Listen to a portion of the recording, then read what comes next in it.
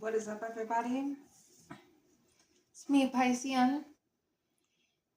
Um, it's been a pretty long 48 hours.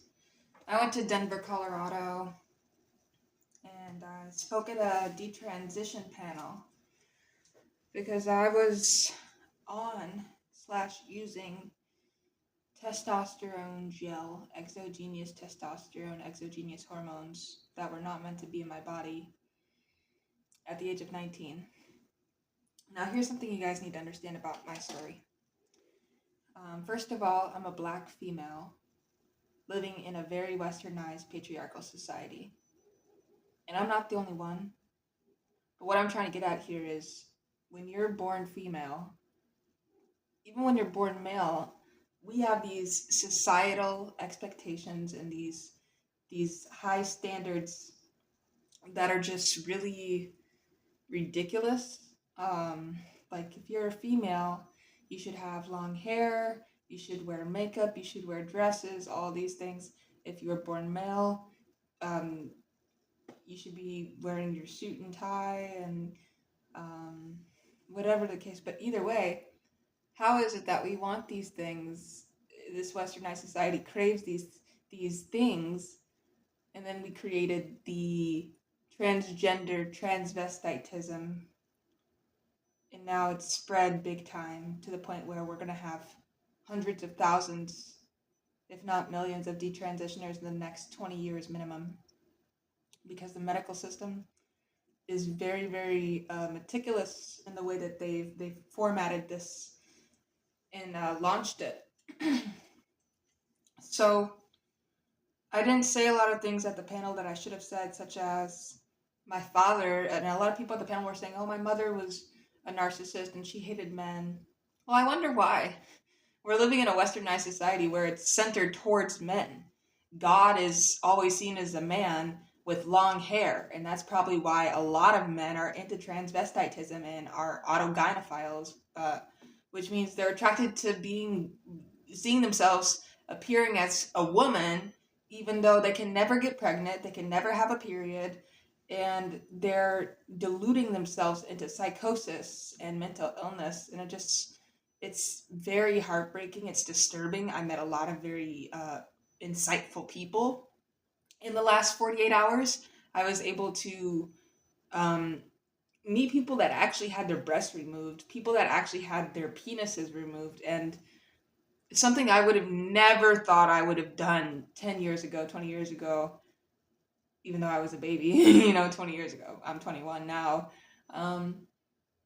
But I'm saying all this to say, I had a father who's still alive, and I say this, he's a narcissist. My dad is a piece of shit. He always calls my mom ugly, calls her stupid, degrades her, sexually abuses her, has had kids with her that he does not care about, talks shit about my brother, talks shit about my sister, talks shit about me the most, and my mom. And he's just evil entity who's clearly bipolar and OCD, all these other mental illnesses.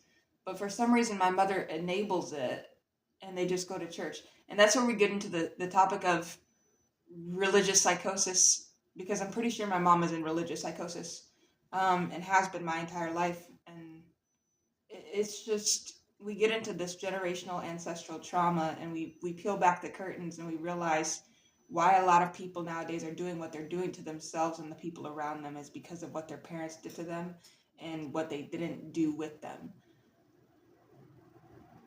My parents barely spent time with me. My mom was mainly there for me. My dad would just drop me off to school, yell at me at home.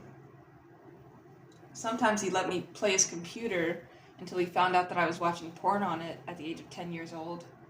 And I didn't get a discussion, I got yelled at. I got to see my dad get drunk all the time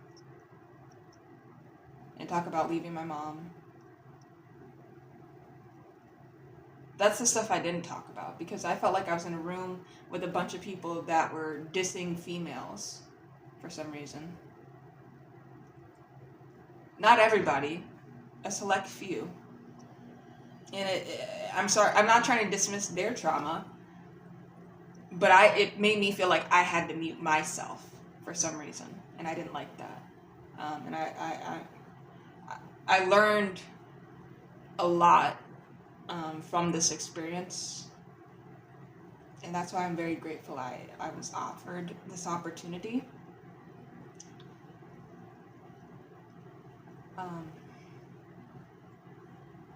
It's really hard because as a detransitioned woman who is on testosterone for 7 months, I'm being told that I don't have a legal case because there's not enough proof that damage has been done, even though I feel like there is a lot of damage. It almost feels like suicide would be my option for how I want to go out, but I'm not going to say that on camera. I mean, I'm joking, guys. I didn't mean it. Some of you guys are like, oh my god, suicide's not a joking matter. Well, we all die anyway, so what the fuck are you so uptight about? You're gonna die from a heart attack. You're gonna die from cancer. You're gonna die from something, and it's gonna be pretty painful. Wouldn't you want to have control over how you die? Isn't that why euthanasia is legal in Brazil and Sweden and some other countries I can't think of?